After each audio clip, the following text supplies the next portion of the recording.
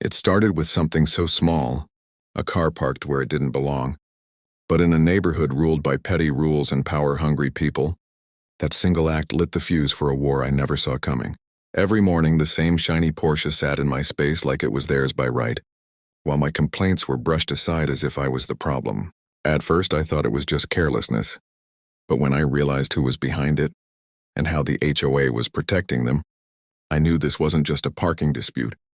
It was a test of how far I was willing to go. So, Esther, what would you have done in my place? When I first moved into that neighborhood, I believed I had finally found the quiet, stable life I'd always wanted. The houses all looked freshly painted. The lawns were neatly trimmed, and the streets carried the kind of suburban stillness you only saw in brochures. It wasn't a place I expected conflict. In fact, it felt more like the ending of a long chapter in my life, a chance to settle down after years of renting. Apartments that never truly felt like home. The house itself wasn't huge, but it was mine. A modest driveway, 2 floors, a small backyard with just enough space for a grill and a couple of chairs. To me, it was perfect. Every morning, I would step outside, coffee in hand, and look at the sun rising across the identical rooftops, convinced I had finally secured my corner of peace. The HOA was present, of course. They always are in neighborhoods like this. They had their little newsletters, their scheduled meetings, and their endless lists of rules about paint colors, mailbox designs, and where you could or couldn't put your trash bins. At first, I laughed it off. I thought of the HOA as nothing more than nosy retirees with clipboards. Their rules felt petty but harmless. After all, how much trouble could lawn inspections and mailbox guidelines really cause? The neighbors, too, seemed friendly enough. People waved when you drove by. Joggers offered a polite nod. There was a family across the street who invited me over for burgers one weekend.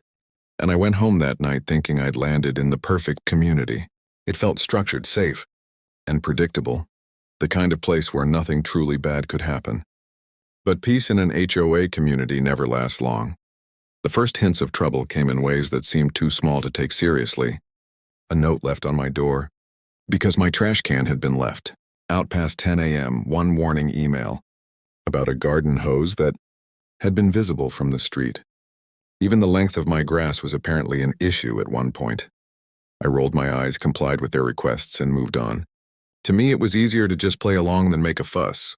Still, there was always a nagging feeling that the HOA wasn't just enforcing rules. They were watching. Every mistake, every small violation, was treated like a personal insult to the board members. And while I could tolerate the pettiness, I started to wonder what would happen if a real problem came along.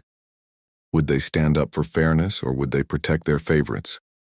That question didn't stay hypothetical for long. In the mornings, I noticed a sleek, silver Porsche appearing more and more frequently in my designated parking space. At first, I assumed it was a mistake. Maybe a visitor. Maybe someone new in the neighborhood who didn't know the rules. But as the days turned into weeks, the car kept showing up. Same spot, same time, same attitude. It was hard not to notice who it belonged to. The car was driven by Karen's son. Karen, a name that was practically infamous in the neighborhood already. She wasn't just a resident. She was one of those HOA board members who treated the rules as weapons. People whispered about her at meetings, rolled their eyes when her name was mentioned, but no one dared challenge her. She thrived on control, and her son carried that same arrogance, as if he'd inherited it. He was young, barely out of college, and the kind of person who wore entitlement like a badge of honor. Every morning he would swing that Porsche into my spot without hesitation, slam the door and strut off like he owned the place. No glance in my direction, no apology, no acknowledgement that he was taking something that wasn't his. The first time it happened, I brushed it off. The second time, I left a polite note on the windshield. By the third time, I was seething. That parking space wasn't just painted lines on asphalt. It was mine. Part of what I paid for every month in HOA fees. It was the one place I could come home to and know it belonged to me. Watching someone steal it day after day felt like a personal invasion. I reported it, of course. I sent photos, timestamps, even video clips to the HOA board. Weeks passed, but nothing changed. My emails were acknowledged, but never acted on. It didn't take long to realize why. Karen. She wasn't just sitting on the board. She was pulling the strings. Her son could do no wrong, no matter how many rules he broke. What stung the most wasn't just the disrespect, it was the silence. The HOA, the very group that once lectured me about the placement of a trash can, suddenly had nothing to say. No violation letters, no warnings, no threats of fines. It was as if the rules had been rewritten for one person and one person only. The other neighbors saw it too. Some of them shook their heads in sympathy when they saw me circling for a place to park. A few whispered, "Good luck going against her," as though I'd be foolish to try. Everyone knew Karen was untouchable. Everyone, it seemed, except me, because I wasn't willing to let it go. Each morning became a reminder that I wasn't just dealing with a spoiled kid and his Porsche. I was dealing with a system designed to protect the entitled, the loudest voices, the ones who thought rules were only meant for other people. Every time I had to park farther from my own house, every time I walked past that Porsche gleaming in the sun like it belonged there, the frustration dug deeper. By then, my so-called peaceful neighborhood didn't feel peaceful at all. The waves and smiles from neighbors now seemed like pity. The quiet mornings with coffee turned into tense stakeouts, waiting to see if the Porsche would appear again. Even stepping out my front door carried a weight of anger and helplessness. It was in those moments I realized something important. The HOA wasn't going to save me. The neighbors weren't going to rally. And Karen's son certainly wasn't going to stop on his own. If anything was going to change, it would be because I made it happen. The only question left was how far I was willing to go. And one morning, as I stared at that Porsche parked smugly in my space once again, I felt the answer rising in me like a storm. This wasn't just about parking anymore. It was about respect, fairness, and the line between following rules and letting yourself be trampled. That was the day I decided the Porsche wouldn't be gleaming much longer. At first, I thought reporting the Porsche would be enough. After all, the HOA had rules for everything. Surely, a car repeatedly parked in the wrong space would be an easy violation to enforce. But as days passed and nothing happened, my frustration grew. Then came the first violation notice. Only it wasn't about the Porsche. A letter arrived in my mailbox claiming my lawn was non-compliant because the grass was half an inch taller than regulation height. The irony wasn't lost on me. They had ignored photographic evidence of a Porsche parked illegally for weeks. But the length of my grass had suddenly become a neighborhood emergency. I paid for a landscaper to trim it down, thinking it would buy me some goodwill. But the letters kept coming. A chipped piece of paint on my mailbox. A recycling bin left out for 30 minutes past collection time. Even a warning about unsightly items in my backyard, which, when I checked, turned out to be a single garden hose. Each violation came with the same tone. Threatening, condescending, and always signed by the HOA board. It was clear now. They weren't just ignoring Karen's son. They were targeting me. And Karen herself? She wasn't hiding her involvement. I'd see her smirk at community meetings whenever my name came up. She always had a way of phrasing things that made me sound like a troublemaker. Some residents were being disruptive. Certain homeowners weren't respecting the community's standards. Everyone knew who she meant. But the Porsche never moved. Every morning it was there, gleaming, smug, untouchable. And the more I pushed back, the worse the retaliation became. One morning, I walked outside to find a bright orange sticker slapped across my car windshield. Parking violation, subject to tow. The accusation that I had parked in visitor space overnight, which wasn't true. I had been forced to leave my car there because Karen's son had once again stolen my spot. I marched into the HOA office with proof only to be brushed off. "We'll look into it," they said.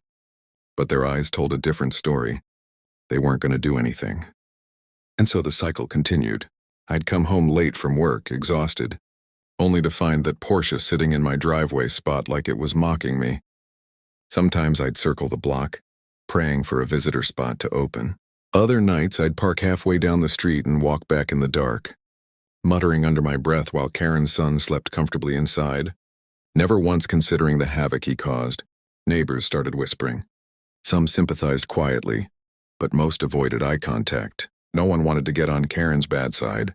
A few even repeated her narrative, that I was stirring up drama and overreacting to a harmless mistake. But this wasn't harmless. This was targeted. The fines escalated. The HOA claimed my house had improper exterior lighting. They said my driveway needed repaving. They even tried to fine me for having an unauthorized satellite dish, which wasn't true at all. Every letter dripped with hostility. Every threat designed to wear me down. And it was working. I couldn't relax in my own home anymore. I spent nights drafting responses, gathering evidence, documenting every incident like I was preparing for a court case. My mornings, once peaceful, turned into tense rituals, peeking through the blinds to see if the Porsche was there, rehearsing angry words in my head that I never got the chance to say. But anger has a way of growing, of sharpening into resolve.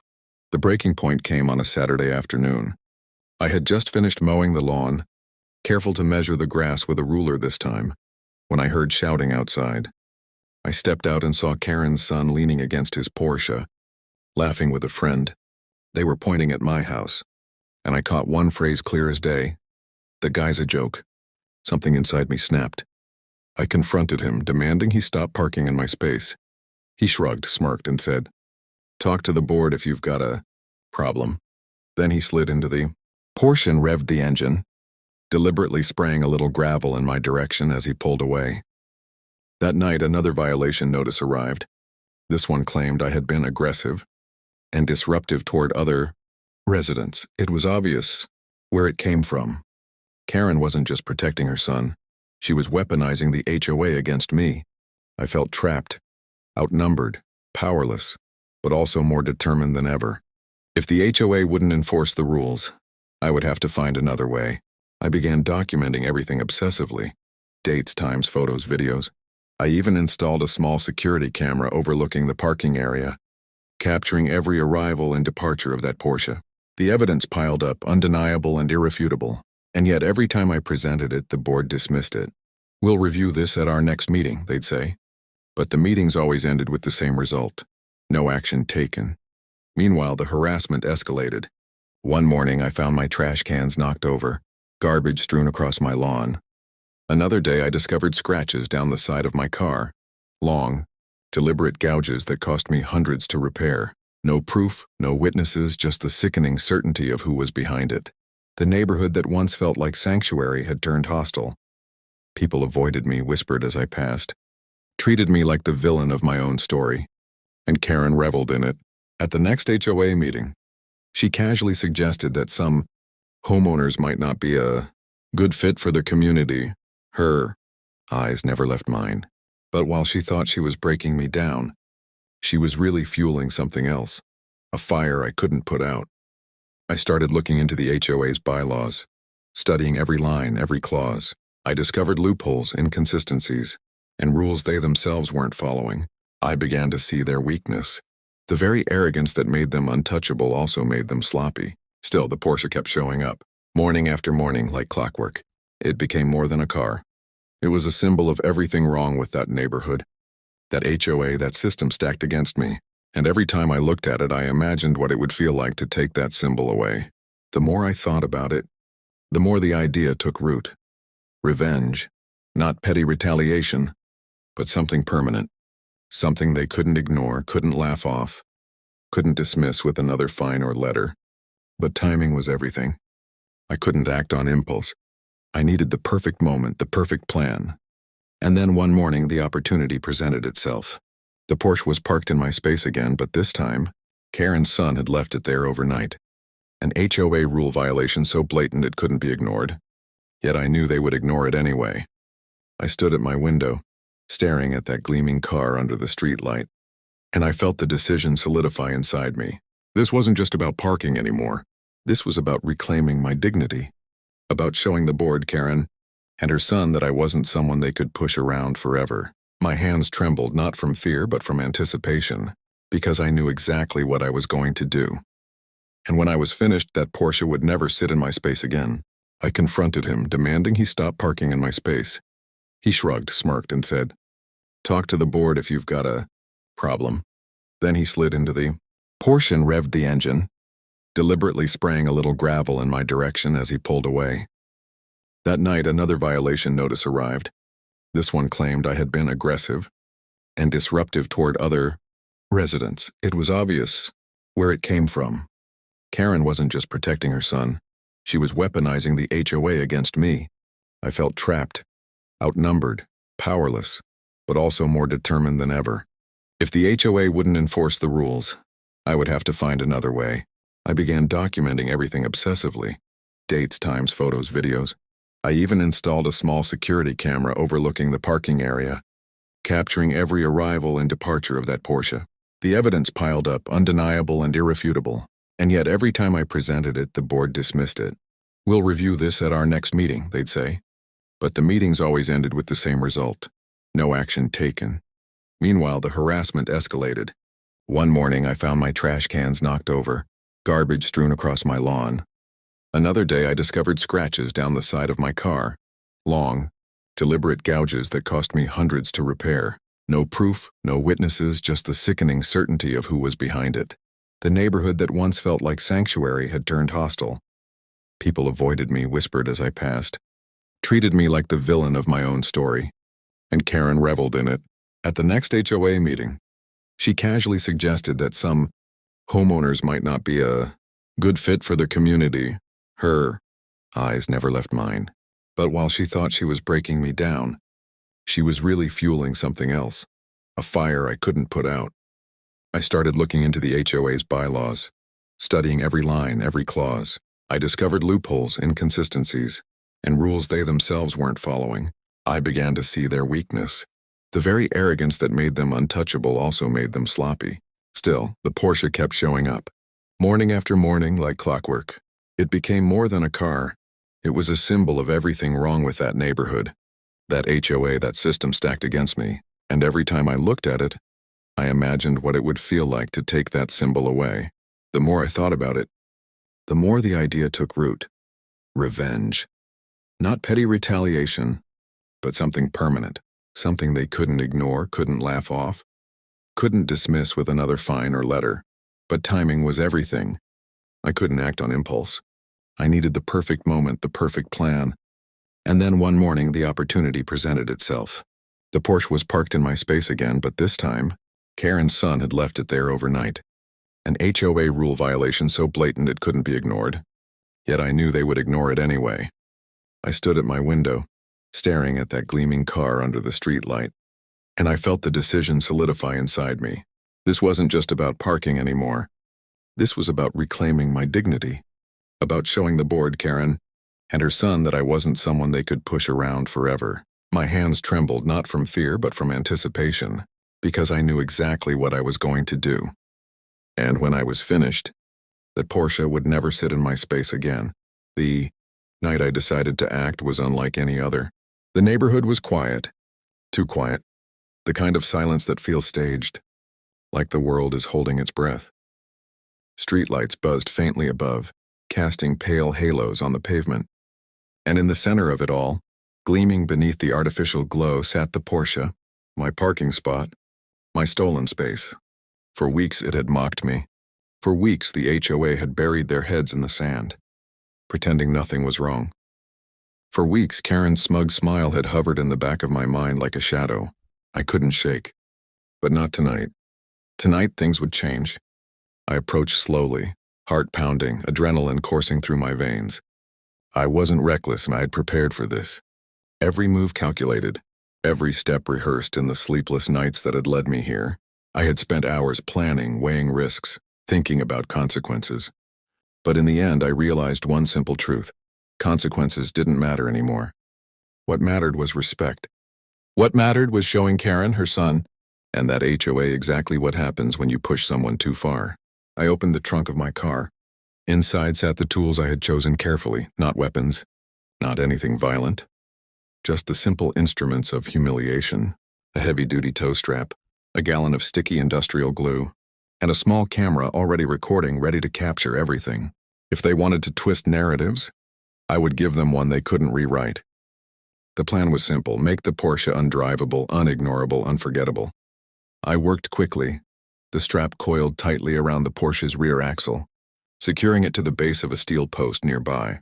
The glue came next, poured liberally across the door handles, the windshield wipers, even the keyhole, a sticky, hardened shell that would take hours to chip away. And finally, the pièce de résistance, a bold, glaring note taped to the windshield. Community rules apply to everyone. As I stepped back, adrenaline spiked. My chest rose and fell with sharp, quick breaths.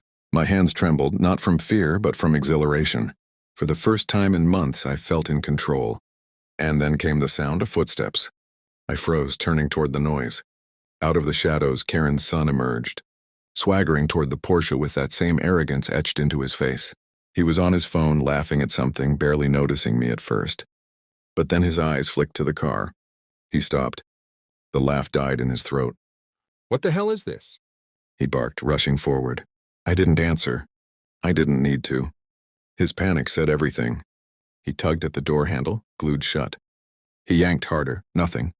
He circled the car, pulling, kicking, cursing under his breath.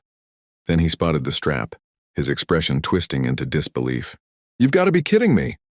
He shouted, spinning toward me. "Did you do this?" The words hung in the air, but I didn't reply. I just stood there, calm, steady, camera in hand, recording every second. "Do you know who my mom is?" he demanded, his voice cracking under the weight of his rage. "You're done here. You hear me? Done." He stormed off toward Karen's house, slamming the door behind him. Moments later, lights flicked on. Blinds shifted. Whispers spread across the street. Neighbors had noticed. Curtains parted as eyes peered out, eager for the spectacle. The silence of the night was gone, replaced by the hum of scandal. And then she appeared. Karen herself, storming across the lawn in a flurry of indignation, her son trailing behind her like a child caught misbehaving. She pointed at me, her voice shrill, carrying across the cul-de-sac. "You've crossed a line," she screamed. "This is vandalism. This is harassment. You're finished." I didn't flinch. I raised the camera higher, making sure everyone watching from their windows could see. "All I did," I said evenly, "was enforce the rules you refused to." Her face twisted, a mixture of fury and disbelief. She sputtered, searching for words. But the murmurs of neighbors had grown louder. People were gathering now, stepping outside, drawn by the confrontation. And as their eyes shifted between the Porsche, the strap, the glued doors, and the bold note on the windshield, I saw something change in them. They weren't looking at me like the villain anymore. They were seeing what I had seen all along, the hypocrisy. Karen's son tried to save face, pulling at the strap, wiping at the glue, making a fool of himself in front of everyone. His tantrum was the exact kind of arrogance people had whispered about for months, and now it was laid bare for the whole community to witness. Karen turned back to me, her voice lower but seething with venom. "You're going to pay for this." But I only smiled. "No, Karen, for once you are." Because that's when I revealed my final move. From my pocket, I pulled a stack of printed violation notices, every bogus fine, every harassment letter, every complaint I had filed about the Porsche, and stapled neatly to the top, a copy of the HOA bylaws, the same bylaws that made it crystal clear.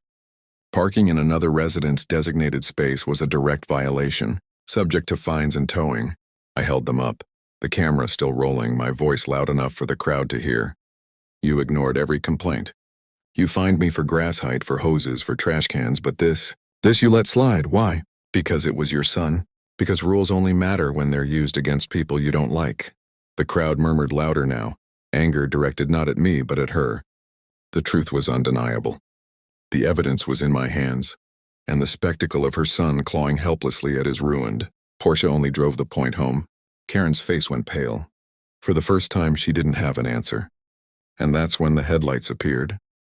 A patrol car pulled into the street, summoned by someone, maybe Karen, maybe another neighbor.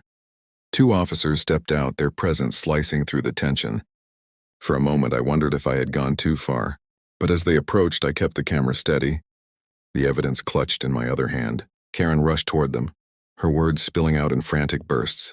"This man vandalized my son's car. He's harassing us. You need to arrest him immediately." The officers listened, then turned to me. I calmly handed them the stack of documents, explaining everything, the months of harassment, the ignored complaints, the unfair fines, the protected Porsche.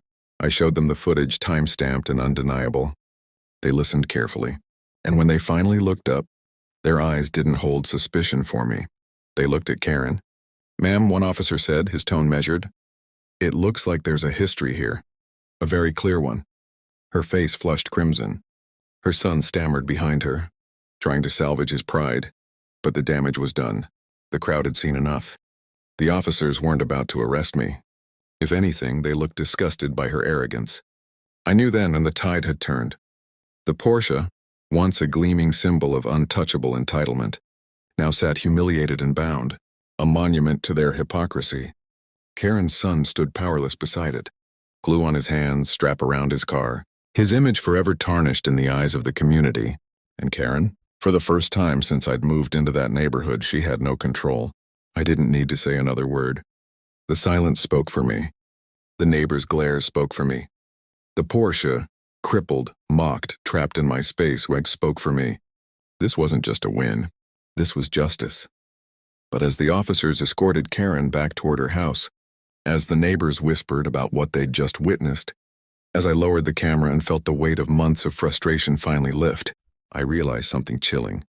This war wasn't over. Not by a long shot. Because people like Karen don't forgive. They don't forget. They retaliate. And deep down I knew, the Porsche was just the beginning. The morning after the confrontation felt different. The air itself carried a strange stillness, as though the neighborhood hadn't yet decided how to process what had happened. The Porsche still sat in my spot, glued, strapped, and humiliated under the rising sun. Neighbors passed by slowly, pretending to walk their dogs or check the mail, but really stopping to gawk at the spectacle. Some shook their heads in disbelief. Some smirked and others whispered, already piecing together a story that was spreading faster than wildfire. For months, Karen and her son had controlled the narrative, but now the story belonged to me. By noon, the HOA board had no choice but to convene. The crowd of neighbors demanded answers, their patience worn thin after years of hypocrisy and selective enforcement. When I walked into the community hall that day, holding the same stack of documents and my now viral video footage on a flash drive, I could feel the shift in the air. People weren't avoiding my eyes anymore. They were meeting them, some with quiet nods, others with outright support. Karen sat at the end of the table, arms crossed, her son sulking beside her. She looked smaller somehow. Her once commanding presence diminished, but her eyes still burned with venom, and I knew she wasn't done fighting. The meeting began with the usual formalities, but it wasn't long before the topic everyone came for hit the floor. A neighbor stood up, her voice shaking with anger. Why, she demanded. Are residents fined for the smallest things? Weeds, trash cans, garden lights, while your son parks wherever he wants with no consequence? The room buzzed with agreement. Karen's face tightened. Her lips pursed, but before she could spin her excuse, I stood up, calm, steady. The flash drive clutched in my hand. Maybe this will explain it better. The video played across the projector, my footage from the night before. The Porsche, the glue, the strap, Karen's son throwing a tantrum, Karen screaming at me in front of the neighbors, and finally the police stepping in. Gasps filled the room. Murmurs spread. Some people laughed outright when Karen's son tugged helplessly at the glued doors.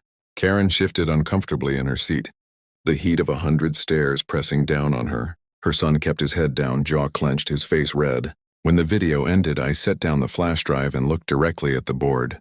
You fined me for grass being an inch too tall. You fined me for a hose being left out. But for weeks I reported this violation and nothing was done. Why? Because it was Karen's son. Because rules don't apply to them. This isn't just about a parking spot. This is about fairness. It's about trust. And it's about whether this community is run by rules or by favoritism. Silence filled the room. No one moved. No one spoke. Then slowly the clapping began. One neighbor, then another, then more, until the entire hall filled with applause. Karen sat frozen, her face pale, her authority shattered. That was the moment the board caved. They issued an immediate fine against her son for the parking violations, plus damages for the glue removal and tow service, which, ironically, had to be scheduled under HOA supervision. But it didn't stop there. The board also announced a formal review of Karen's position as HOA vice president, citing conflicts of interest, misconduct, and abuse of power. For the first time, the mighty Karen wasn't in control. She was under investigation. And her son? The Porsche sat in the mechanic's shop for weeks, its paint job ruined from the glue, its reputation tarnished beyond repair. Around the neighborhood, people whispered not about its horsepower or luxury, but about the night it was humiliated in front of everyone. But the real impact didn't stop with them. The neighborhood changed, subtly at first, then more noticeably. Neighbors who had once lived in quiet resentment started speaking up. Fines were challenged. Rules were questioned. The board, once feared and untouchable, now operated under a spotlight. People demanded transparency, demanded accountability. And for the first time, the HOA had to listen. It wasn't just my victory. It was everyone's. But Karen, of course, didn't go quietly. A week later, she cornered me outside my driveway, her voice low and cold. "You think you've won, don't you?" She hissed. "But this isn't over. People like you don't belong here. You'll never belong here." I stared back at her, unflinching. "Maybe not," I said. "But at least I don't have to bully people into respecting me." She stormed off, but her words lingered. I knew she wasn't bluffing. She would try again. People like Karen always do. Still, the damage was done. Her power was broken, her reputation scarred, her son humiliated. No matter what she tried next, she'd never fully recover from that night. And me? For the first time since moving into that neighborhood, I felt peace. I mowed my lawn without fear of a letter. I parked in my spot without seeing a Porsche blocking it.